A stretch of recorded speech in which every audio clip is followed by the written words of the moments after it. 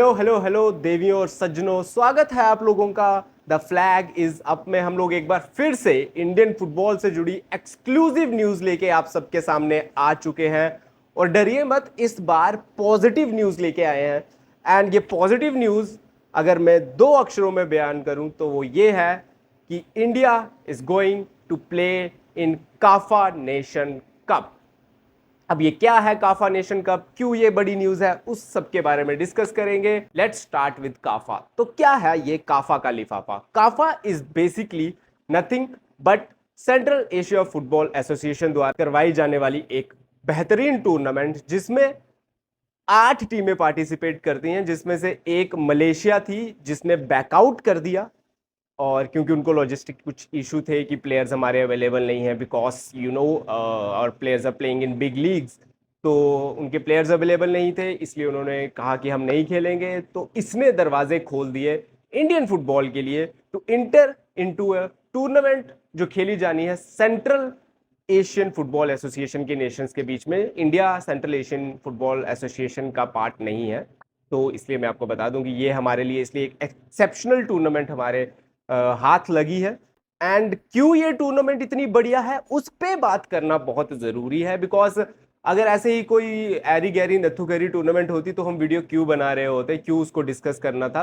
पहले तो कॉन्टेक्स्ट समझ लीजिए कि 3 साल हो चुके हैं, 2022 से लेके अभी तक हमने सिर्फ एक मैच जीता है, वो भी शायद मालदीव्स के अगेंस्ट था। बाकी सभी मैचेस या तो ड्रॉ हुए हैं या हमने हारे हैं, और बहुत सारे मैचेस हमने अपने से लो रैंक्ड टीम से हारे हैं। बांग्लादेश, अफगानिस्तान जैसी टीम्स हमें बोगी करने लगी हैं, हमें बुली करने लगी हैं, हमारी बोगी टीम्स बन चुकी हैं।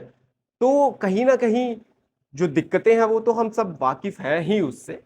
तो ऑल इंडिया फुटबॉल फेडरेशन कोई चीज सक्सेसफुली करवा दे, कोई ऐसा काम कर दे, तो वैसे ही हैरानी होने लगती है कि कैसे इन्होंने किसी चीज को करवाने का डिसीजन लिया है। जनरली क्योंकि ऑल इंडिया फुटबॉल फेडरेशन चीजें कैंसिल ही कर रही होती है, वो चाहे फिर आईएसएल हो या फिर यावी हर्नांडिस का application for the position of manager, जो कि फेक था ऑब्वियसली, पता ही है हम सबको। तो अब जो अभी डिसीजन फाइनल आया नहीं है ऑल इंडिया फुटबॉल फेडरेशन की तरफ से कि हम काफा नेशंस कप में खेलेंगे, बट ये एक्सक्लूसिव न्यूज सूत्रों के हवाले से हमें पता चली है। And according to this news now India जिस ग्रुप में खेलेगा, इसमें 2 ग्रुप्स होंगे, 4 4 टीम्स के ग्रुप होंगे। इंडिया जिस ग्रुप में खेलेगा उसमें हमारे पास तजाकिस्तान है, ठीक है, उसमें उसमें हमारे पास उसके बाद अफगानिस्तान है, जिसने हमें बाय द वे बहुत परेशान किया है पिछले कुछ समय में। और उसमें हमारे पास है एशियन जायंट्स ईरान। ठीक है, इन 3 टीम्स के अगेंस्ट हमें मैचेस खेलने हैं। अगर शेड्यूल भी जो टेंटेटिव है वो मैं बता दूं आप लोगों को 29 को हमें तजाकिस्तान के अगेंस्ट खेलना है अगस्त को, उसको 1 सितंबर को हम उसके बाद खेलेंगे माइटी ईरान के अगेंस्ट, और 4 सितंबर को हम लोग खेलेंगे अफगानिस्तान के अगेंस्ट। अब इस ग्रुप में जो टॉप करेगा, और जो दूसरा ग्रुप है जहां उज्बेकिस्तान, तुर्कमेनिस्तान, कजाकिस्तान और ओमान जैसी बेहतरीन टीम्स हैं, उसमें जो टॉप करेगा वो दोनों टीम्स खेलेंगी फाइनल। और जो टीम्स दोनों ग्रुप की रनर अप्स रहेंगी वो खेलेंगी फॉर थर्ड पोजीशन। तो इस तरह से टूर्नामेंट का जो स्ट्रक्चर है वो ये है। तो लेट्स सी इंडिया कहां तक पहुंचती है, वो तो एक बहुत बड़ी बात होगी। लेकिन इस समय हम लोग हेड कोच के अभाव में, हमारा कोई हेड कोच है नहीं, जो हमारे हेड कोच थे उन्हें हटा दिया गया है। नए हेड कोच की एप्लीकेशंस आपने देखी होंगी, और आपको ये पता भी चला होगा कि बहुत कम लोग अब इंटरेस्टेड हैं इंडियन फुटबॉल में कोच करने के लिए। क्या उसके रीजंस है वो सब हम जानते ही हैं।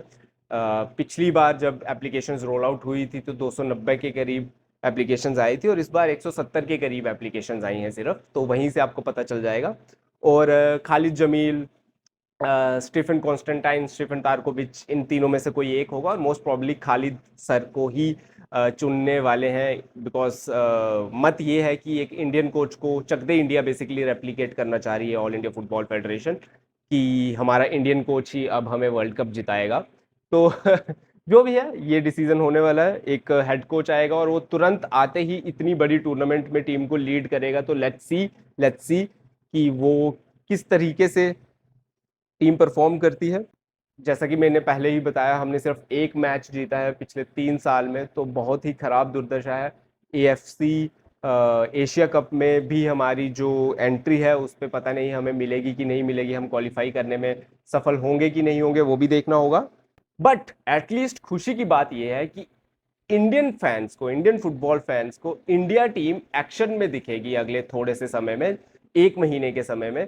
और 3 बेहतरीन मैचेस देखने को मिलेंगे। और अगर ये टीम अगर मतलब टीम का सिलेक्शन अच्छा होता है, अच्छे लोग चुने जाते हैं, जो डिजर्विंग लोग हैं उन्हें चुना जाता है, और अगर ये टीम बेटर परफॉर्म करती है तो बहुत मजा भी आएगा। ऐसा नहीं है कि अरे यार बेकार मैच होने वाले हैं, अच्छे मैचेस होने वाले हैं। तो let's see, let's hope that everything goes right. And अगर आपको ये वीडियो अच्छी लगी, अगर आप इंडियन फुटबॉल को इसी तरह से कवर होता देखना चाहते हैं, तो प्लीज सब्सक्राइब कीजिए चैनल को, शेयर कीजिए अपने दोस्तों के साथ ये bit, and follow us at the flag is up.